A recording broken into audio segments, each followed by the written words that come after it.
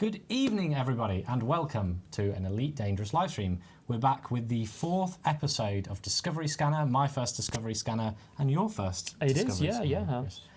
So tonight I'm joined by Chris Gregory. He's the art director on Elite Dangerous. That's me.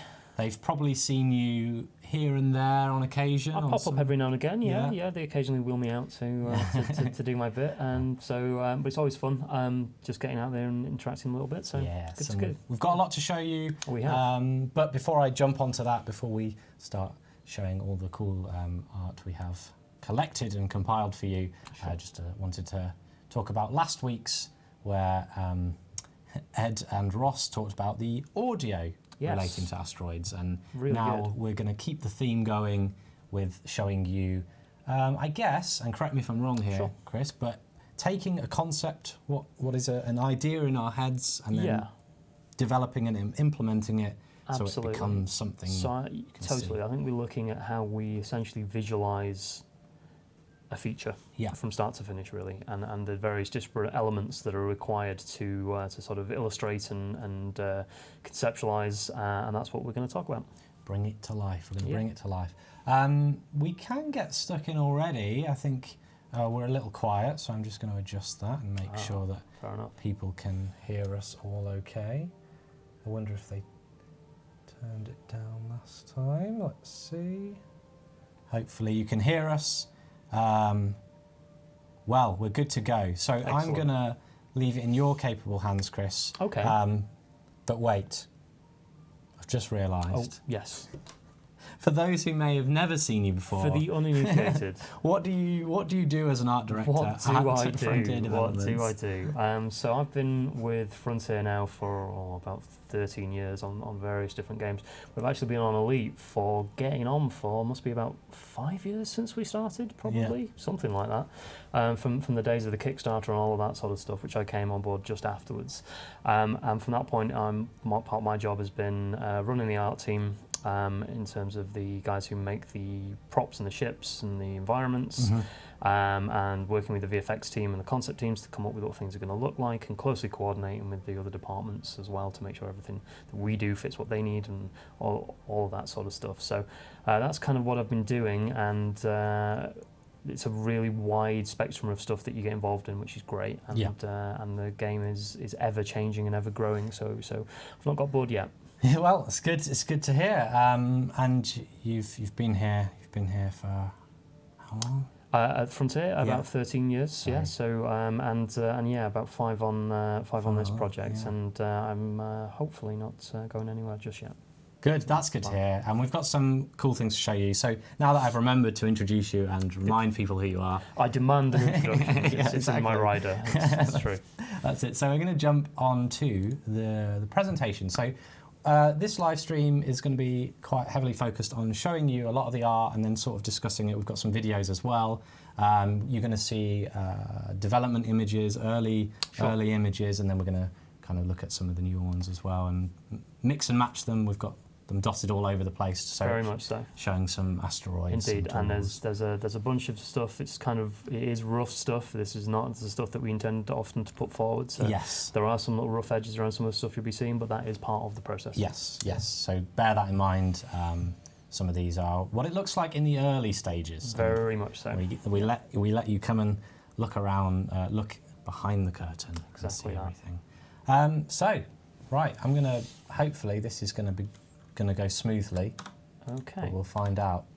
Right, breaking rocks. Okay, so when we started looking at what content would make up the Beyond updates, one of the goals there was to go back and revisit certain elements of the game that we felt we could do a little more with, and that we could add to, and just add that little extra dimension to.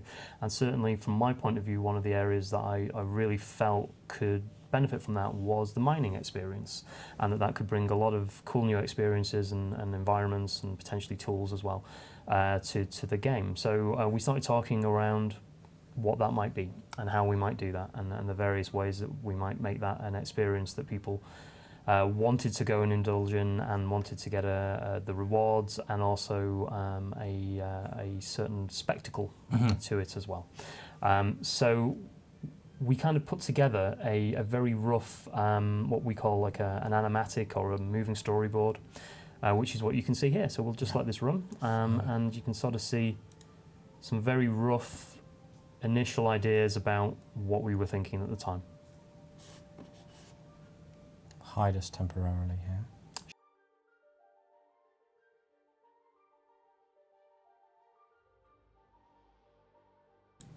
Okay, there we go.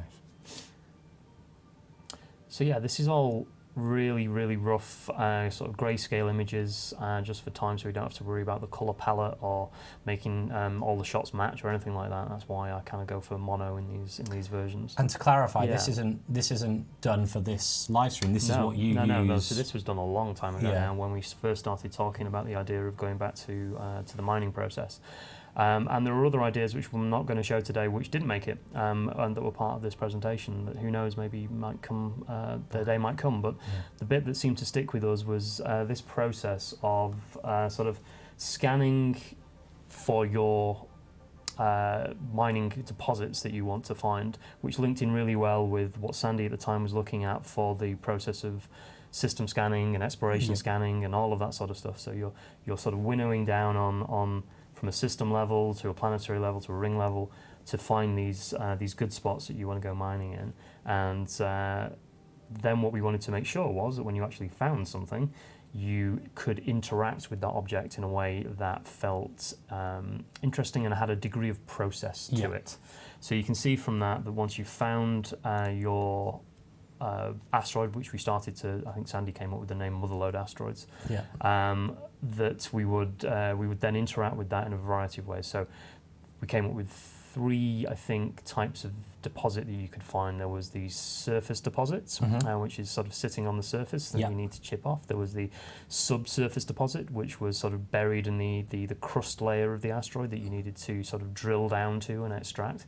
And then the rarest of the 3 would be the Motherlode deposits, which is an asteroid that has some fissures in the rock that mean you can kind of lay these explosive charges, detonate them and split that asteroid into pieces and then fly into those pieces to pick up the elements that you want to retrieve.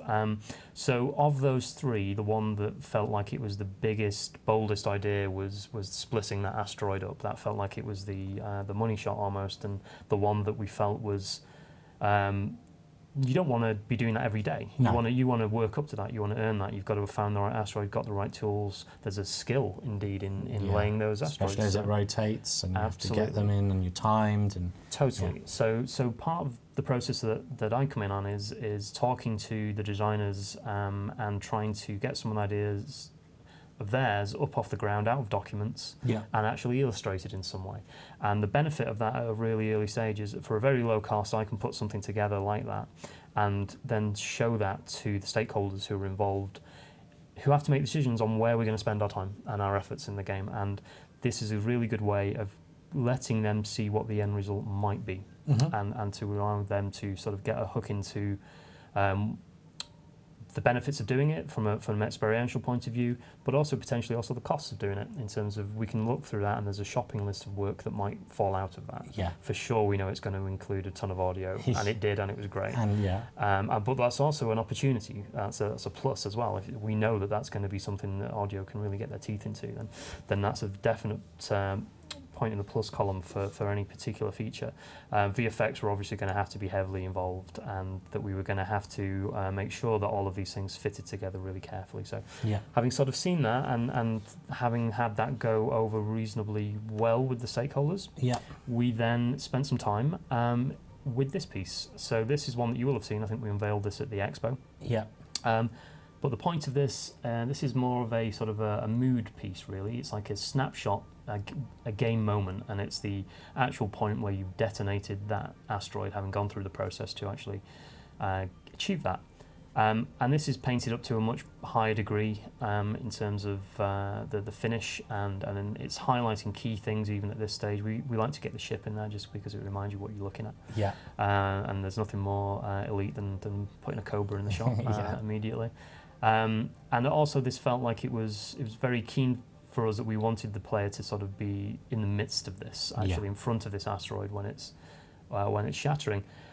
Even at this stage, we were getting this feeling of wanting to have the debris coming off it, a sort of dust cloud, and also like a shockwave emanating from it. Felt cool Sprinkling. too. And again, this serves as, in conjunction with the more grayscale stuff, as a snapshot image of what it might eventually look like when we've got all of these things put together. And and the trick with this is that once you've made this public, you've got to match it.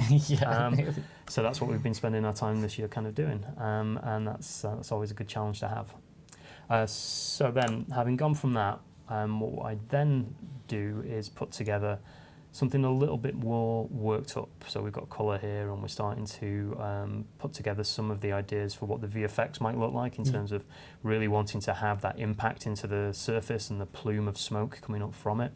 We've also got the little flashing red lights on the charges when you've put them in, and then the final detonation. And what I really wanted to show in this was that this is a process that you have really built up to and have earned, and so therefore we did not want this explosion to be over in a blink of an eye.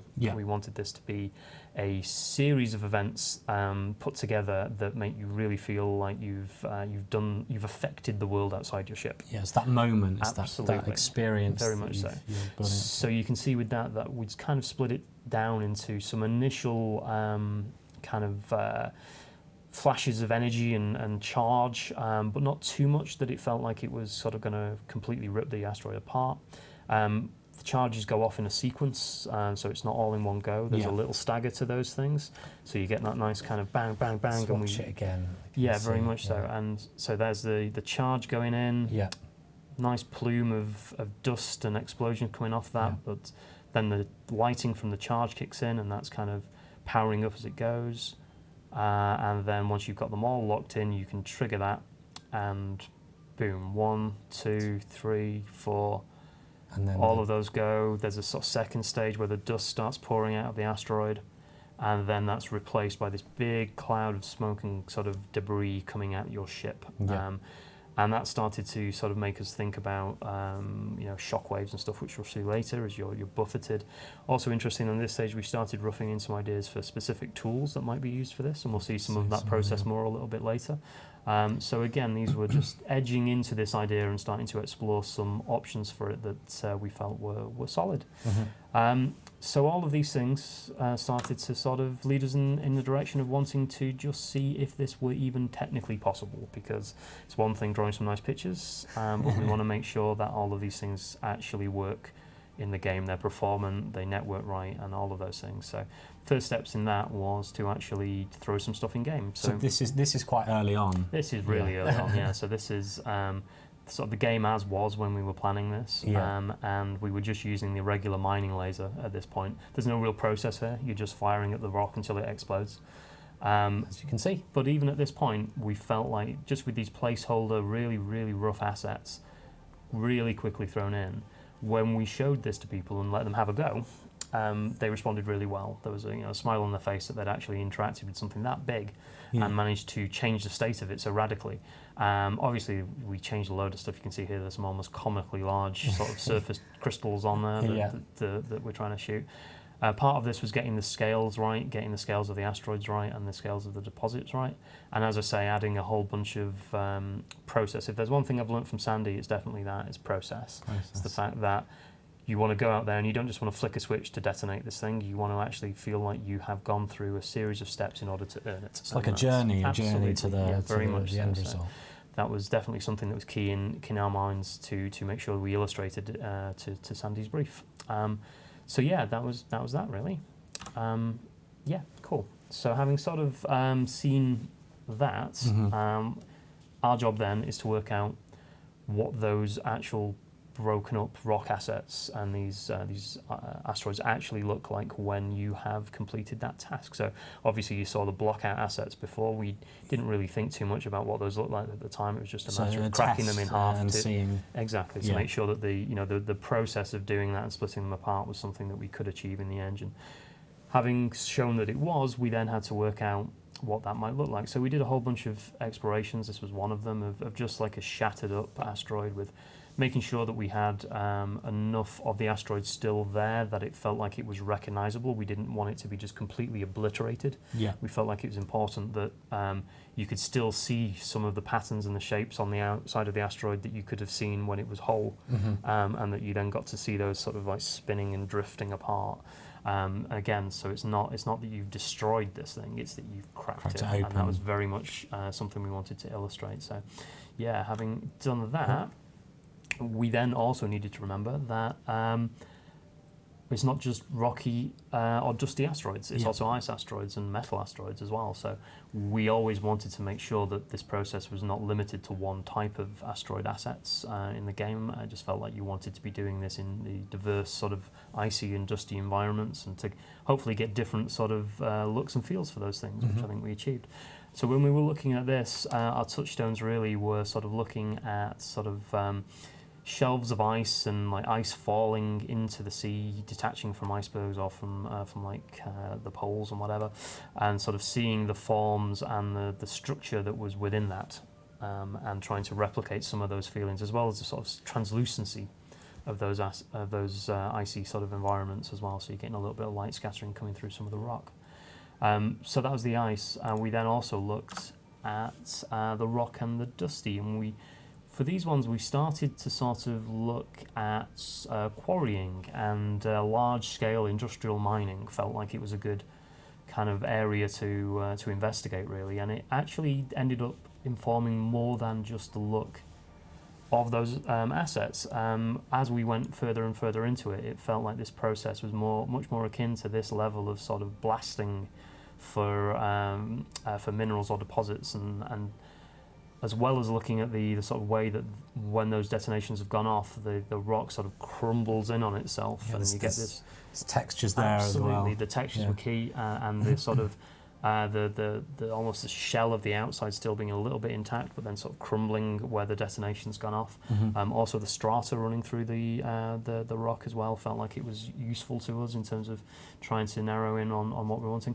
But also as well, beyond the look of the thing, the process and the sort of description of what we were doing was very much this feeling of almost prospecting. Yeah.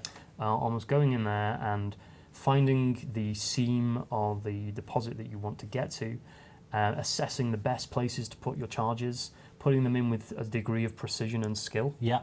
And then sort of retiring behind the nearest conveniently placed boulder with your sort of detonator, and at the right point, boom, you get to trigger that. And it's not without its jeopardy as well. If you're too close to that explosion, you're going to get knocked back and you're going to get kicked. So I think the more we started talking about it, that became a really good shorthand when we were sort of talking to everyone and the different departments about what the feel of this was going to be and what the experience we wanted to convey was. So yeah, I think next up we have a large space Malteser. So with this, this was not our first attempt at the asteroid assets. I think that would have gone down fairly badly. But what this was an attempt to take that idea of the strata of the rock that we saw in the mining reference images and sort of imagine what that might look like if it was radial. So it was going into the centre of those asteroid assets. And part of the reason for that was that we were imagining that these asteroids are formed sort of over time. They're compacted, and layers of this dust and rock and debris are getting built up over the time.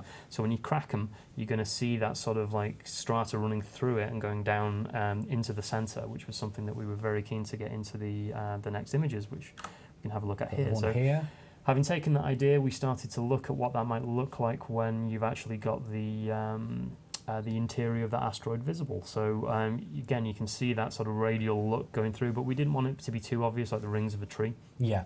So we tried a whole bunch of different options with that, some more visible and more on the nose, and then some like this last one where it's there but it's a little hidden. And what we just didn't want was that there was like strata running all the way through the asteroid in one direction. That just didn't feel like it was credible or sensible for what the asset was. So we spent a degree of time getting that sort of radial strata in there, which we're quite pleased with in the final result. Let's have a look at the next thing. Right, okay, so this is kind of step ahead. So what we did was we ended up taking some of our existing asteroid assets and taking them into various sculpting packages. I think this is ZBrush, but other sculpting packages are available. And our artist then takes this and starts breaking it into pieces and defining what that's going to look like. And one of the things that I was very keen on with this was that it didn't look too neat. Yeah. That it didn't feel like you could piece the remaining parts back together again as a whole asteroid. Yeah. That there was a degree of sort of collapse in on itself as these charges have gone off. We did want to make sure that these charges felt like they were precision equipment. They're there to crack this open rather than to obliterate it. Yeah. But at the same time, there's going to be some sort of crumble on the asteroid. So you can see the cracks in there are quite deep and quite wide. As if they've kind of blown out a whole bunch of debris and matter. With the it's explosion. lost, it's not coming back. It's been lost, exactly that. And we've got some larger pieces missing as well. And that was also very useful because we really wanted to make sure that part of this process was that once you detonated an asteroid, you'd get this big dust cloud that would really change the play space that you were flying into. But that matter had to come from somewhere. Those particulates needed to come from somewhere. Yeah. So we definitely wanted to sort of displace some of the volume from the asteroid into the surrounding area. And that's why we've modelled this with these kind of chunks and holes in there. In the game, you'll see the asteroids like this for a blink of an eye as it goes off, and then very quickly they're moving apart and splitting apart. But it was important for us to make sure that it worked at this level, and then that would work when they were. It's interesting to see it as their kind of one structure. Very much so. Yeah, as you say, players. You won't see this really. Indeed, it's covered by a ton of special effects, which we'll cover later. So here are more chunks. Just some sculpts of those chunks and some ideas of sort of what that might look like. We found with this very early on that we didn't want too much of a sort of clear division between the sort of untouched shell of the asteroid that's still there and the rocky or icy internals. That when there was too hard a division like there are in some of these images, that felt a little wrong, so we sort of feathered it a little more and made it much more like that had sort of crumbled in on itself rather than having this neat line. But that's part of the exploration as we go forward. So what we then did was throw some of these assets into the game. So that is definitely one of the benefits of having a live game, is that you've got an environment in which you can throw these things to test them out. And see what works. So this was an idea of trying to get this in, which is very useful for us if we skip forward to some of the next images. So a few here. There we go, yeah. So you can see even at this stage we're able to sort of drop this in and have a fly around. It's interesting, one of the things you'll notice in some of these images coming up is that they tend to take place around Earth or an Earth-like planet. Yes. And part of the reason for that is that we find that the lighting conditions around there, with all the bounce light coming up from the planet, really gives us a nice environment to test our assets. Also, we kind of know what things look like in like an Earth orbit kind of reality. So it's a good benchmark for us to make sure that if it works there, then it's going to look right in all the other lighting conditions that we have in Elite Dangerous with the simulation that we have. Yeah. So you can see here as well, this was sort of making sure that the size of these things was right, and that's I think you can just about make an Anaconda there. There you go. So these things are big, and the Anaconda's not a small ship by any means, but these things kind of dwarf it. And part of this as well was working out how many chunks we wanted to break this into, how big was too big, how small was too small, how many was too many. So in the end, we ended up thinking, I think most of them are split into about 4 or 5, maybe 6 parts, but mostly it's big chunks and then a lot of little bits of debris that come off it. And that was partly because we found that when you were navigating into some of these spaces, the sort of bigger some of those chunks were, the easier it was to sort of get your ship around them and navigate to actually get into the space to get the rewards that you've blasted open. So that was key for us to do at a very, very early stage in getting those sizes right. And you can see some of the radial detail as it ended up in game there as well. So yeah, if we skip on. Massive. We're moving on. Okay, we're moving on to right. our tools. So this is an interesting image actually. One of the things that we were looking at here when we were sort of thinking about interacting with these asteroids in new and exciting ways was the opportunities that afforded us for new tools that you could have. And this was very much on our mind when we were looking at the design of, for instance, the crates, which was being worked up at about the same time. And we wanted to make sure, as this image shows, right up there, that right to your left and right in the crate, you had big windows and you had big hard points that actually dropped down and hung down, which was something we hadn't done before. Yeah. And part of the reason for that was because we were imagining people maybe going mining in their new crate and wanting to make sure that they had a really good view of some of the new tools that they would be using in order to extract these things and to use these processes. So essentially we needed to look at a bunch of mining tools, which we'll show you now. Right, so our starting point for this was the one sort of mining weapon / tool that we had in the game, which was the mining laser, which was done to sort of chip little bits of fragments off asteroids, and that's was in pretty early on from the start of Elite, if not from the beginning. I'm not 100% sure, but it's certainly been in there for a while.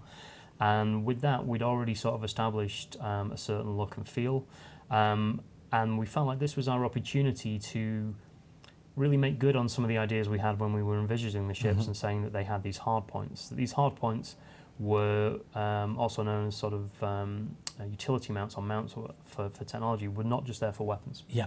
That you could fit other things to them, and that had always been in the back of our mind, and we'd done it with this. So this was a cool opportunity to add some new items to the game that people could get fit to their ship for purposes other than combat, which was great. So looking at these, it was also very important for us to make them not feel like they were weapons. Yeah, basically they're to make tools, them feel as right? distinct as possible. Yeah. And that was something that we'd kind of done with this, but we also wanted to make sure that we developed a new set of tools that didn't look too distinct from this, but at the same time felt like they were fresh and new. Yeah. So we'll see that process now. Great. So starting point for that process is kind of really a brief of what that weapon is. So this is the Abrasion blaster, I believe. And a lot of this comes from the name. As soon as you get a cool name associated to something, you can start to spin off what that might be. So the description of this in the game was that it was a new type of hardpoint that can be used to remove deposits from the surface of asteroids. So it fires small projectiles in fast succession, is what we were saying.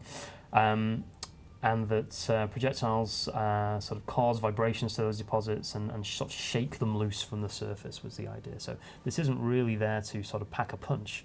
It's a little bit more precise than that. So that was kind of where we were going with some of the blockouts. I think there's another blockout for the next one because we were also looking at different sizes as well. So we were sort of looking at a language for something that looked precise. And in general, what we found from the development of the weapons is that long and thin feels precise. Right. Something about that just feels like it's sort of like a needle. The longer the weapon is, the more precise. And there's sense for that in terms of like rifling and making sure that it all works rather than something like a sort of a cannon or something short and stubby.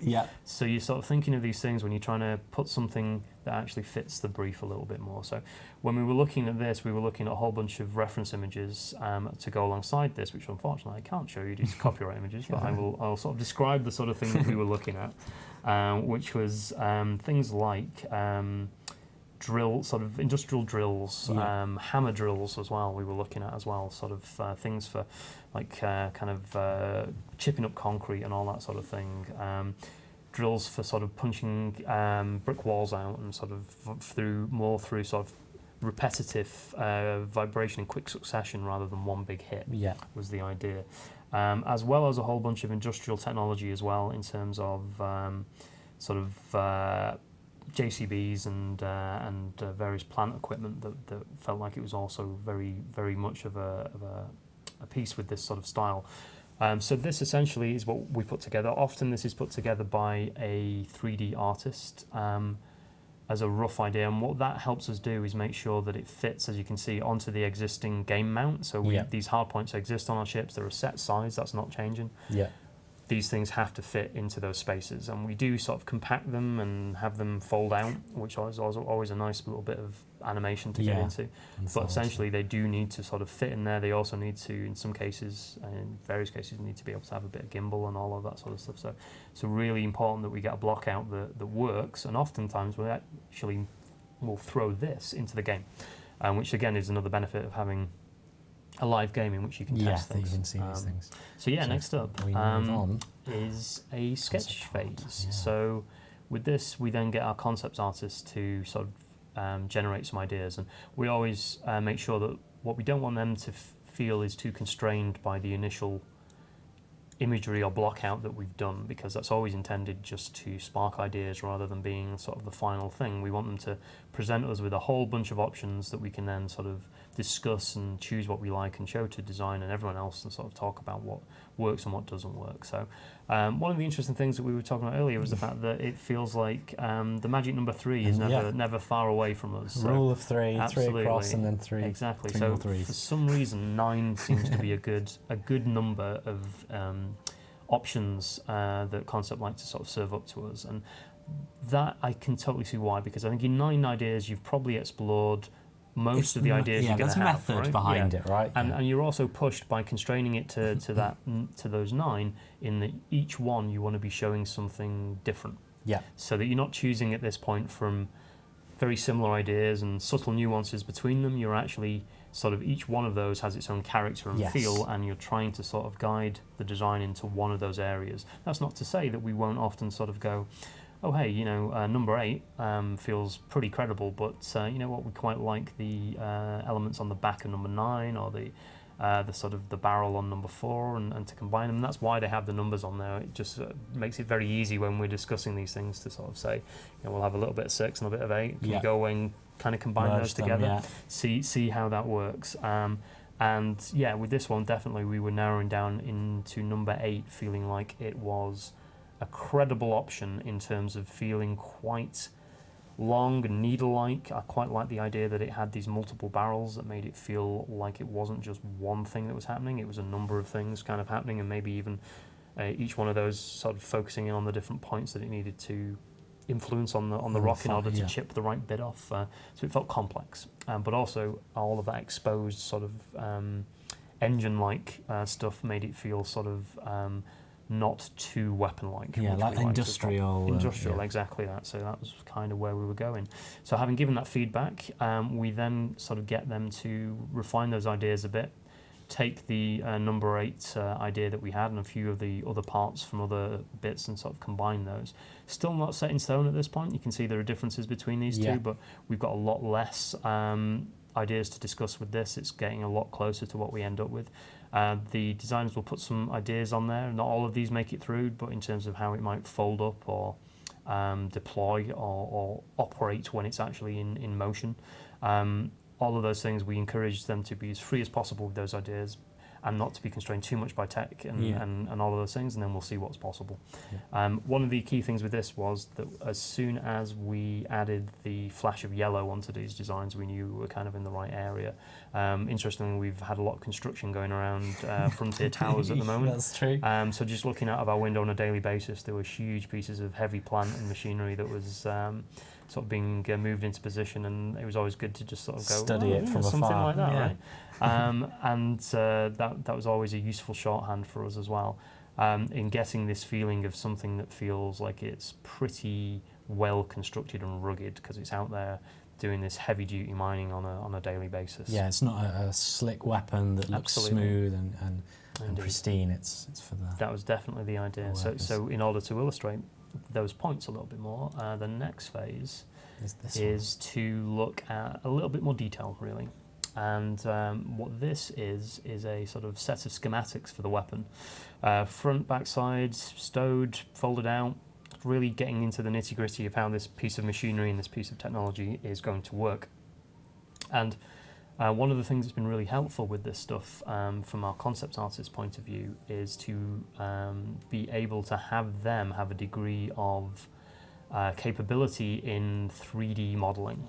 So in the past, these would have been produced back in the day by people with set squares and pencils, right? But more recently, they would have been produced as 2D images drawn into the computer to assess what these would look like from the front, back, and sides. But part of the problem with that, be those sketches or hand drawn or constructed in CAD programs or whatever, is that there can be a degree of discrepancy between the side view and the front view, and because it's not a real 3D object at that stage, and certainly our artists are capable of making sure that those front, back, and sides work without the 3D, but it does take a lot more time to do that. Yeah.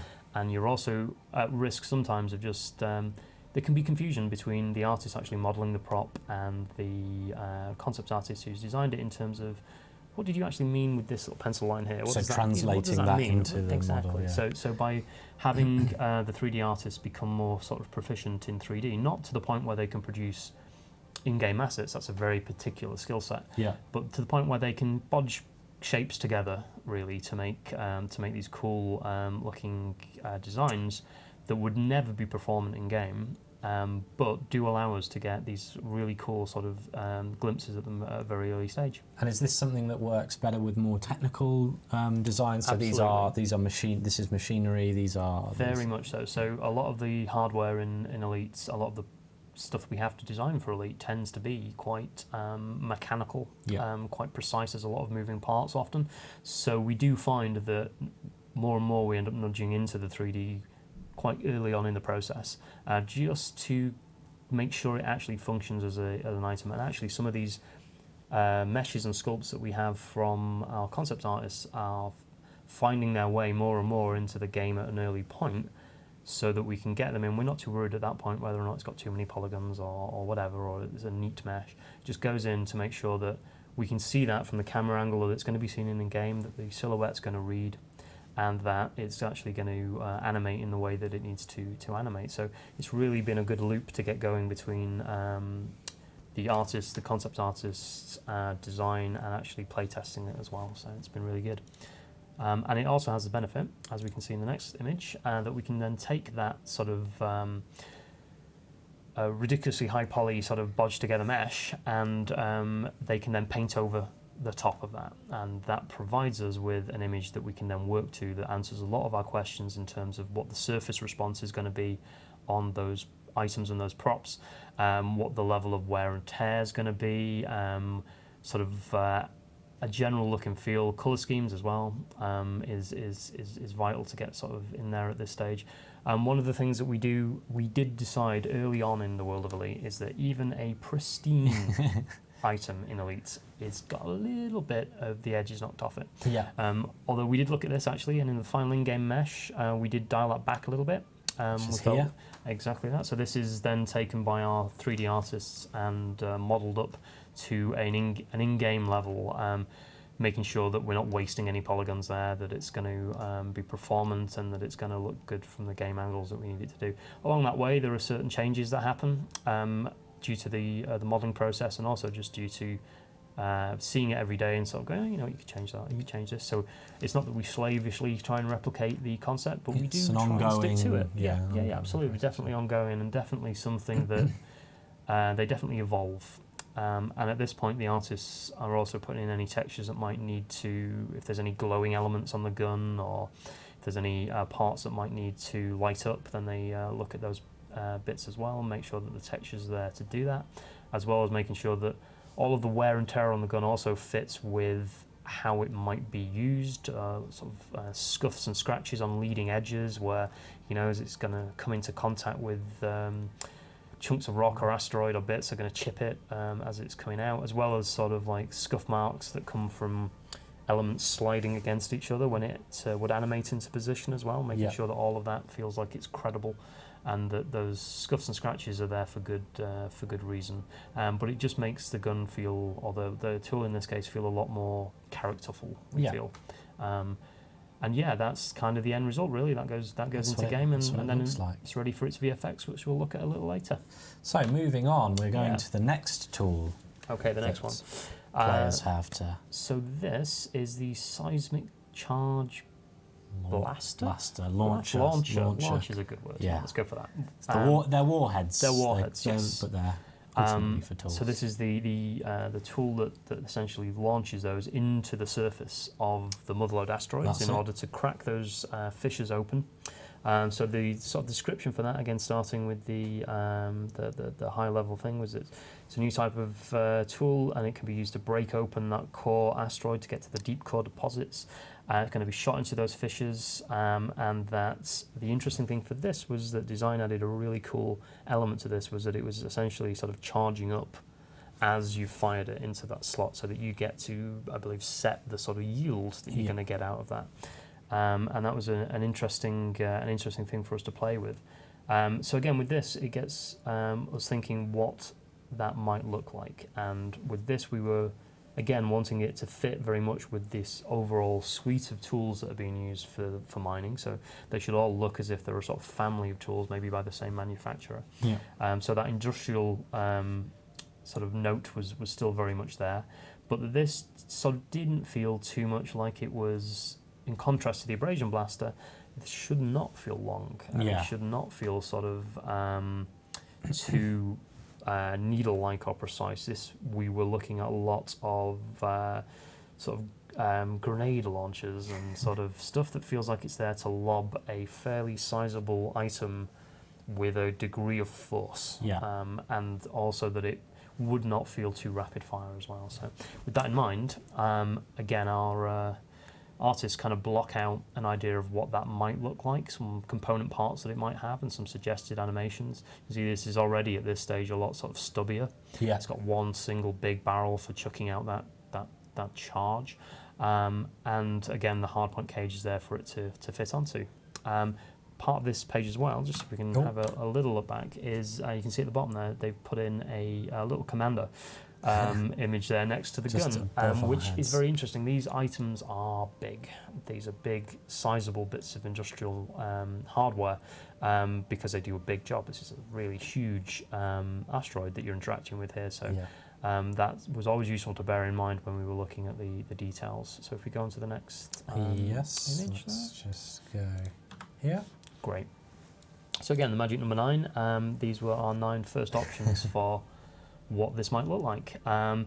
And it's always great when these come through. It's one of the most fun bits of the job is seeing what's been sort of what's come out of the concept guys. What elements right. work. And a lot of surprises often. Stuff that what we don't like to do with these, as I mentioned, is be too prescriptive in terms of what they should and shouldn't do. Because if you're too prescriptive at this stage, you can lose out on a lot of really cool ideas that the concept artist might bring to the table. So beyond the initial brief of it sort of feeling industrial and heavy, and its function of actually sort of launching these charges, that was pretty much the brief, and this is what they came back with. So what will happen then is that a bunch of us sit around and sort of discuss the merits of the various designs. And what's interesting often is that some of this is subjective. There's always a level of, it's not necessarily a right answer. No. So it's sort of trying to get to a consensus of what we think works. And also you've really got to be careful when you're discussing this stuff, and it's a sort of skill you learn over time, is to try and always back up your initial impulse about something with some level of credible thought. Yeah. Right. So interesting here. The first few comments we got on this, Chris, was that one of them really liked 3, and another watcher, viewer, liked number 4. And knowing where this ends up is quite interesting. Yeah, that's interesting. So maybe it's not that subjective. But for sure, that those discussions definitely happen in the same way that you have an initial response there, but then what you start doing is sort of questioning that and saying, beyond the fact that I just like it, why do I like it, and what particular elements do I like it, and also equally important is why don't I like some of the other elements. Right, I see. And that's a really key thing to get into. So if I was looking at this, and when we were looking at this, I was looking at designs like number 1 and number 9 and feeling like they had a little bit too much of the sort of Gatling gun about them. Yeah. Right, yeah, and I think you mentioned earlier that number 9 looked a little bit like you should be like manning machine guns, right? Yeah. And it's got that feeling of rapid fire, that all of those many chambers are being funneled down to one, and that's to get that rapid fire action going. And therefore, it felt more weapon-like, and in this case, slightly wrong for what we were trying to convey. Yeah. But at the same time, we did want to sort of have this stubby sort of feel. Equally, number sort of 7 again just felt, I really like the rounded nature of it a little bit, but just again feels a bit too much like a weapon. Yeah. So with that in mind, very similarly to some of you guys, it seems, I was keen on 3, and 3 was the one that we eventually decided to sort of go with. But we did actually fold in some elements from was it 4 as well, I think? 4, yeah. Which again was the one that had some response there as well. So it's like often what we will say is, you know what, take the body from this one and the barrel from this one and kind of mould them together a little bit, often in a very kind of rough fashion to begin with, just literally like copying and pasting the front of that one onto that one, just to see whether or not those two shapes look better together. Once that's done though, we then give the concept artist some time to go and resolve those more artfully and bring those two, because what you don't want is literally the front of this and the back of that, and they don't quite work. Yeah. So there's a degree then of working out how those two ideas meld together and become a new idea, which was the case kind of here. So there are slight variations on some of these charge indicators at the back. Totally. So at this point, we're definitely into the minutiae of the design rather than the overall look and feel. We're fairly happy with the body and the barrel, but we want to explore some ideas for what this sensor on the side might be, what that might look like, square, round, all those little details. In the end, we went for the square one, I believe, because we felt like there were enough curves on this thing, and we wanted to throw in something a little squarer. There we go. Yeah, I definitely went for that sort of clamped square shape on the side. So again, this is the same process as before. So this is a degree of 3D modelling and some line work over the top to sort of work out what this might look like, and then a little 3D render of that to the side with some really nice detailing on there to sort of convey the heavy-duty nature of this piece of equipment. And then finally, based on that, we do one final sort of beauty render, which is again a mixture of sketching and painting and shader work on top of a 3D mesh in order to really give the artist everything they need in terms of how to go and model that. And you can see some little details, one of which didn't make it to the end thing, which was the danger hot label on the end. Because it's logical, but you don't think of it when you first see it. So I really like stuff like that, but occasionally you've just got to catch yourself and thinking, well, hang on, this gun operates in space. So who is putting their hand on that thing? So we kind of removed that and didn't really feel like we needed to draw that warning to people's attentions. I guess you could argue that if it had just been firing and made it back to a spaceport, maybe it might be a little warm still, but we just felt like it was not really necessary, but it was a nice touch. And then here's the... Right, and then the final sort of in-game asset, which is again modelled by our artists to be as close as possible to the concept art and the model, but to be a lot lower poly and to work for all of the things that we need to work it in game. So that was kind of where we ended up with the tools, and again, just wanting to make sure that if you were going mining in Beyond, you needed to stock up and get the right equipment for the job. That was the idea. That's it, and I think it captures that. These tools are great. So we're now moving on to VFX. VFX, cool. So if you're going to blow some stuff up, it's got to look pretty, right? Are going to call your VFX guys. And very early on, we needed to make sure they were sort of on board with what we were doing, and that some of our ideas were going to be actually possible with the tools and the technology that we've got. And our VFX team is just cracking. They're really good and always excited by a challenge rather than put off by it. So that was always a good starting point. So I think what we're going to look at is the final kind of process, really. So before we go on with this, for those that didn't play the beta or haven't seen the videos, little disclaimer here: if you want to experience blowing up an asteroid for yourself, unfortunately I have to say stop watching now, because you're going to see what happens as a result. Good point. But please try and stay as well, because it's really cool. But it's up to you. We're going to be showing some asteroids blowing up very shortly. So yeah, let's roll the video. I think let's roll it. So yeah, this was what we ended up with. Got this pulse wave here.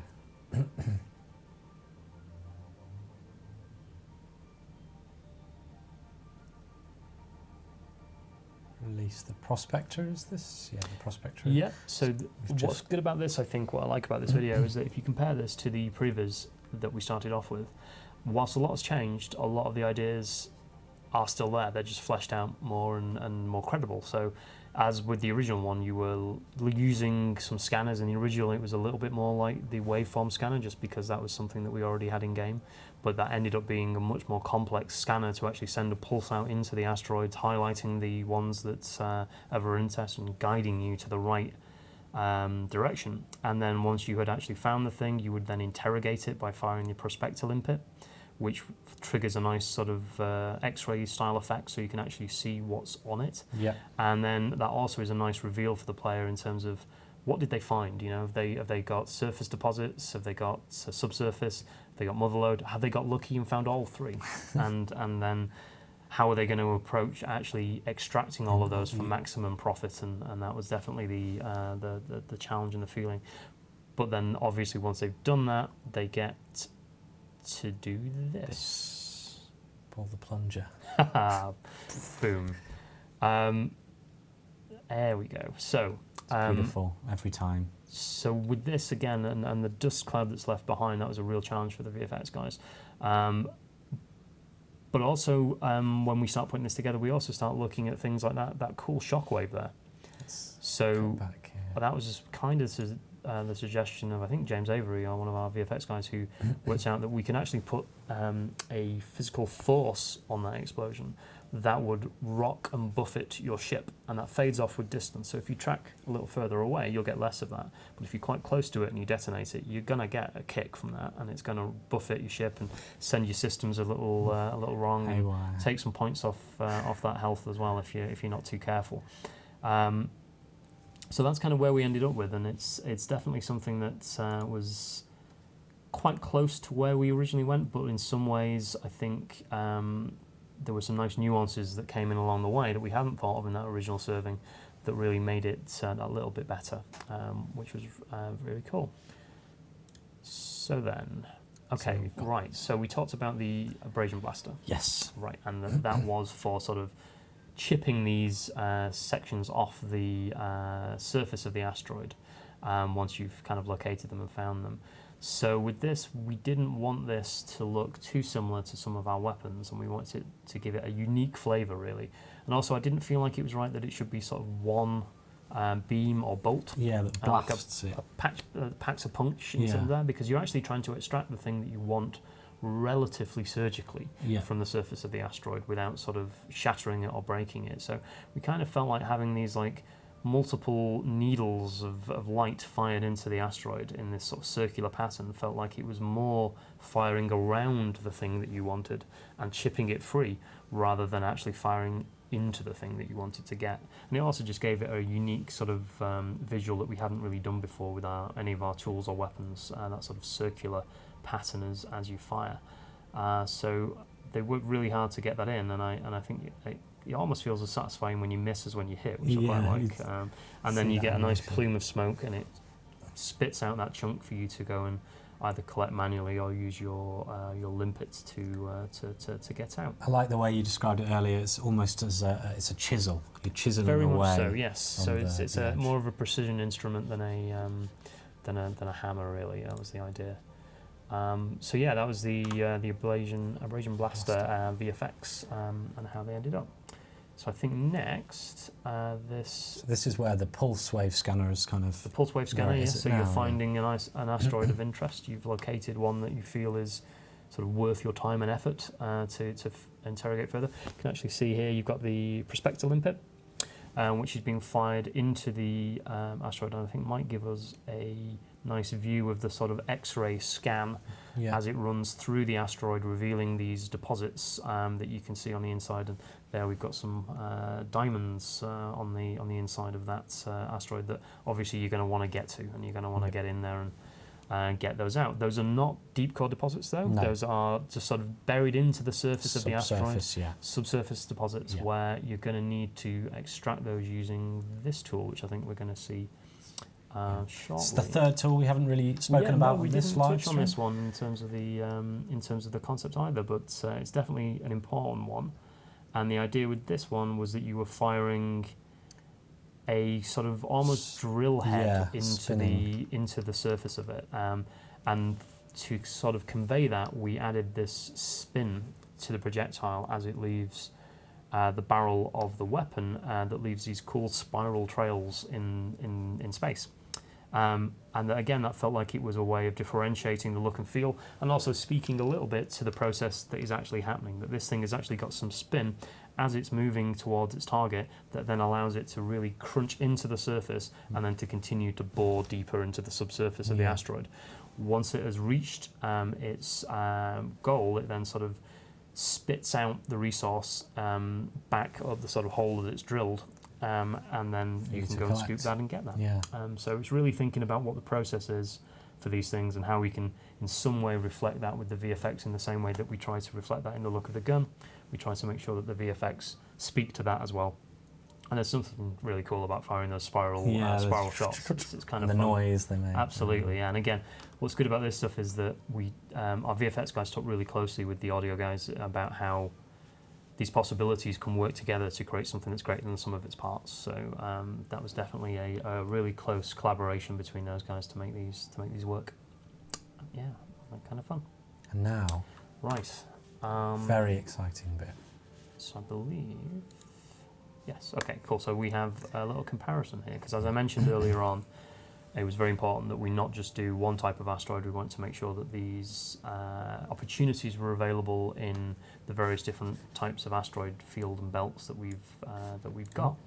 And we've got two comparisons here. We've got the ice and the rock. So as discussed, the rock was very much this sort of dusty particulates, bits of the rock and the dust that have come off there enveloping you.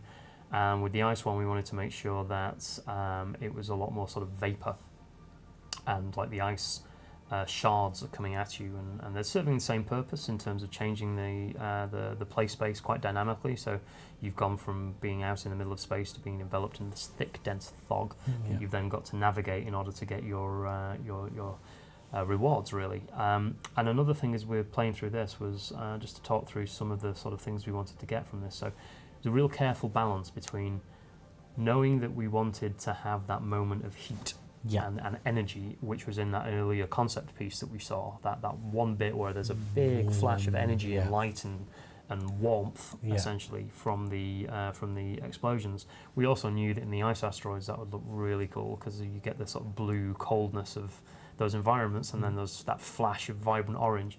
Felt like it would definitely be a cool moment, but at the same time we needed to be really careful that it didn't look like the charges were too powerful and should actually kind of obliterate the asteroid into just fine dust and debris, because we wanted to leave some of the structure there, as we discussed, that you could then navigate through and fly around. So we went back and forth quite a lot on how much heat was too much heat, how long should it last, wanting to sort of strike a real fine balance between getting that moment you can see in slow motion here, it lasts a little longer, and then having that dissipate, and then there being almost a secondary wave of dust and particulates heading towards you. And in the same way as with the idea of the sort of blasting charges that we were looking at for the process, that really helped us get our heads around what we were trying to convey. With this, we were looking at a lot of controlled building detonations.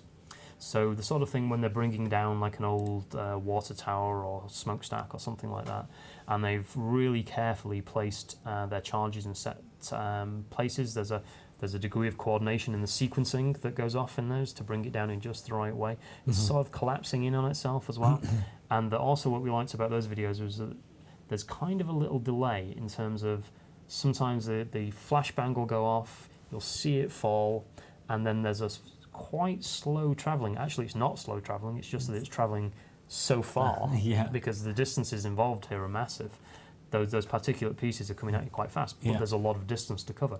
So that big sort of shockwave of dust and debris then rolls over the player. Yeah. And if you're in the right place, that sort of hits you, sprinkles along the canopy, and then and it expands over time as well. So, and if you're too close as well, you'll even get sort of knocked about and buffeted by it as well. And that initial shockwave hits you as well. That little ring felt like it was a good way of just adding a little punch to that to that explosion. And then things settle. You can find out what you've actually got, go in and interrogate those bits and actually chip the right bits off and get your reward. So yeah, that was the idea with those, and I think maybe to finish off, we've got the final sort of the end result where we wanted to go. A with little look concept. at the end result, and we'll just mop up a few things that we may not have mentioned as we go. So this is the point at which you've laid in these charges into the ice asteroid in this case, I think, as well.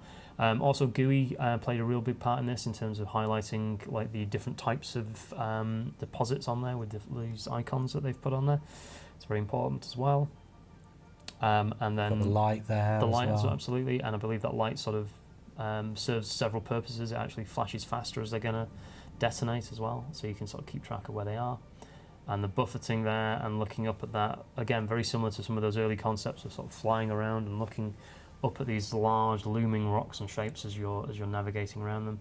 And what's nice about the ice asteroids as well is one of the things that I can't remember who came up with it, but one of the team mentioned that if it's an ice asteroid, the environment should kind of chill your ship. Yes, of course. So as you go into these environments, if you spend time in there, you'll see slowly creeping across the surface of your canopy will be the sort of ice shader effect that we have going there. So saw it just at the end there, but it was slowly just creeping in. But yeah. if you spend time in there, you'll definitely notice that your ship's heat is being sort of sapped and dissipated by the cold environment that you're in. And those are nice touches where these things start to build on top of each other. So when we put in the ice effect, that absolutely was not part of our thinking, but because it's kind of real world based, then it starts to work for this, and we start to go, actually, we can leverage that piece that we put in earlier for this, and it's going to work really well and build a cohesive and solid sort of world that we can fly around in and play in. So yeah, that's kind of where we are with the asteroids, and we're really happy with them, and definitely this type of thing, this moment is the thing that I really enjoy putting into the game, and we've had a number of them over the years from. The docking process was one of them. It was a moment where we get to control things a little bit and have you guided in and have that soundscape and that world defined for you. The Thargoid interdiction was another one. Out of control, and they really take control at that point. These moments are really fun to work on and to put together. And what was nice about this was that it was definitely that. But these things are quite widespread. If you can find them, go blow one up. And it's been really fun watching some of the videos of people having that experience in the past couple of weeks and getting as much of a kick out of it as we did when we were sort of envisaging it and designing it. Yeah, we received a lot of comments of players who said, I didn't really used to mine, but now I mine. Okay, good. That was the goal. So it's definitely certainly got a lot more nuance to it than perhaps it did before, and definitely something that is worth the price of admission, I think.